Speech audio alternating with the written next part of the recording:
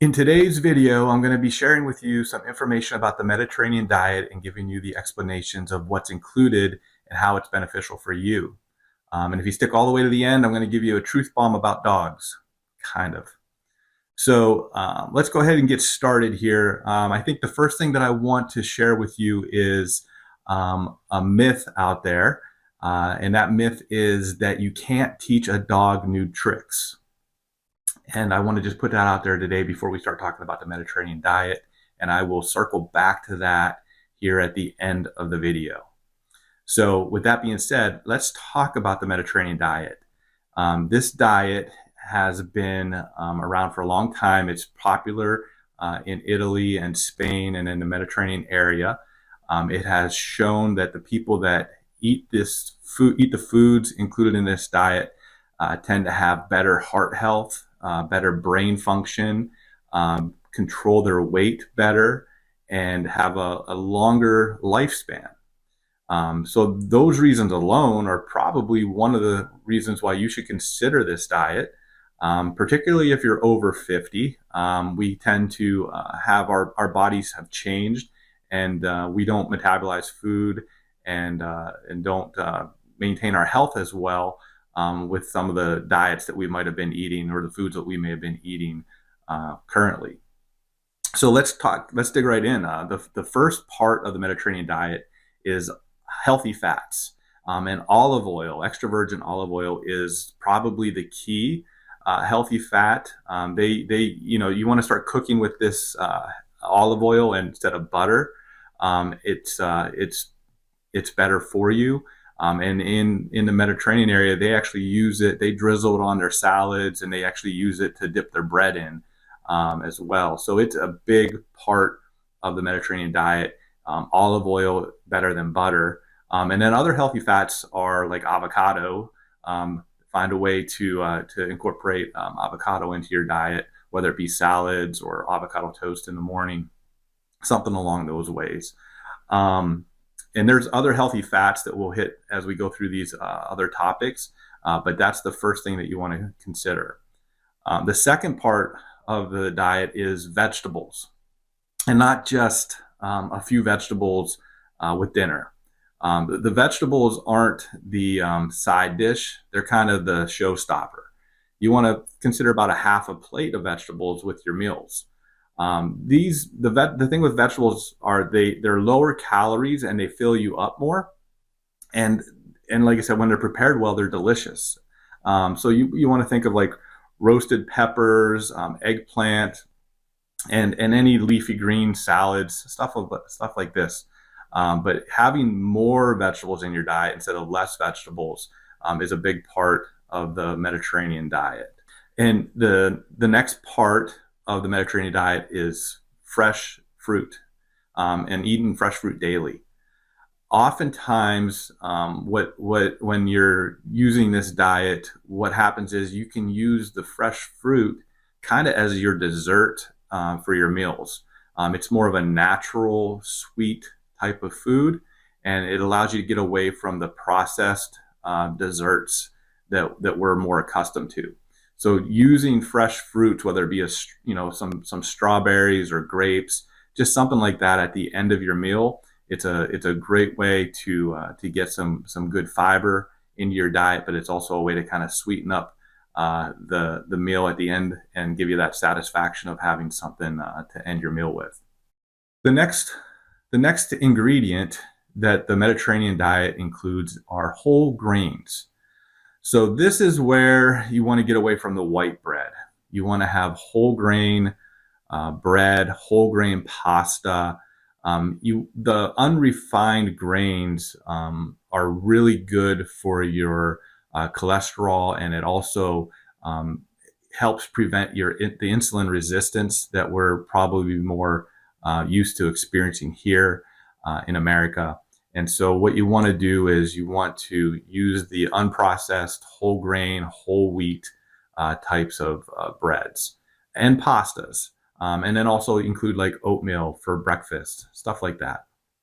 The next part are legumes and beans. The nice thing about legumes and beans is they don't have to be anything fancy. It could be chickpeas, white beans, lentils. You can add these into soups and stews and sauces, and they're not expensive. They're very affordable, and it's nice and easy to include these into your meals without too much of a challenge.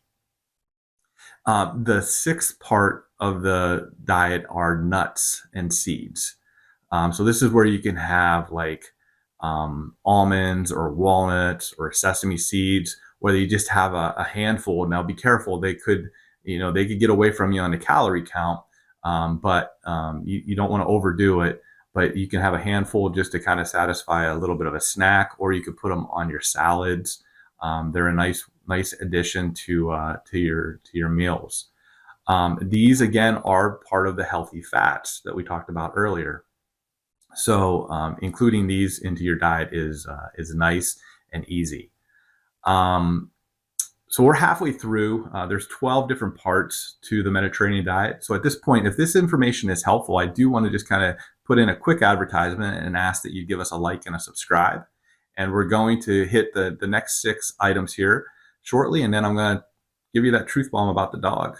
The next piece of the Mediterranean diet is dairy. And you want to keep dairy in moderation, but the nice part is dairy is a part of the diet. The parts that you want to, where this comes into play is like Greek yogurt and cheeses, feta cheese, but not overdoing it. And again, try to keep the cheeses are more of a natural thing, not a processed cheese. These are good for probiotics and calcium, and again, a healthy fat. But you also get some good protein with the Greek yogurt. And another healthy fat item are fish and seafood. The Mediterranean diet allows for fish and seafood to be eaten about twice a week. So if you're a seafood lover, this is great. This is a great opportunity and an excuse to eat more fish and seafood. But again, you want to look for healthy types of seafood and not processed from the grocery store. Think like salmon and mackerel. These are good options to choose. And poultry and eggs are also a part of the Mediterranean diet, again in moderation. But you definitely can have poultry and eggs. And I would encourage you just to eat the whole egg. Don't go for the egg white only. The egg white is great for protein, but you want to have the fats. These healthy fats and the fat part is really good for brain health. And you don't want to deprive yourself of these parts of the diet. They do give you the proper nourishment and minerals and vitamins that you need to maintain a healthy brain function. And red meats are also a part of the Mediterranean diet. It's not a daily portion, and it's not something that is the largest portion of your meal, like a steak every night. But it does have a place in the diet for a few times a month to have red meat in your diet. And I would encourage you to make that a lean meat if possible.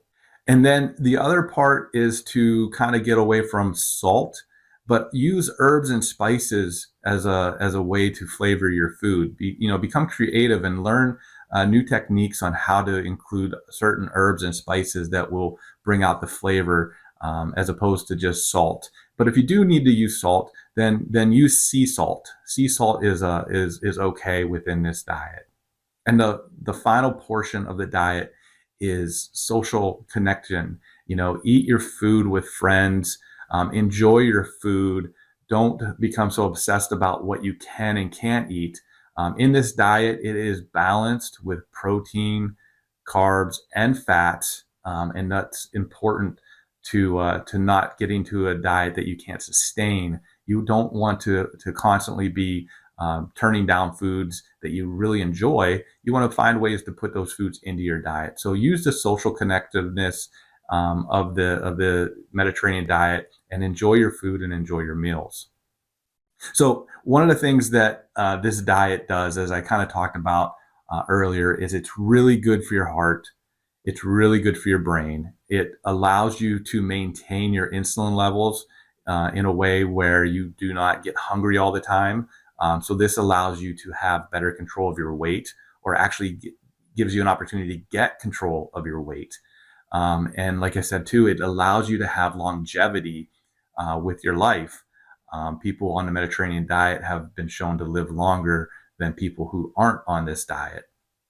So in the beginning, I said, dogs, you can't teach an old dog new tricks.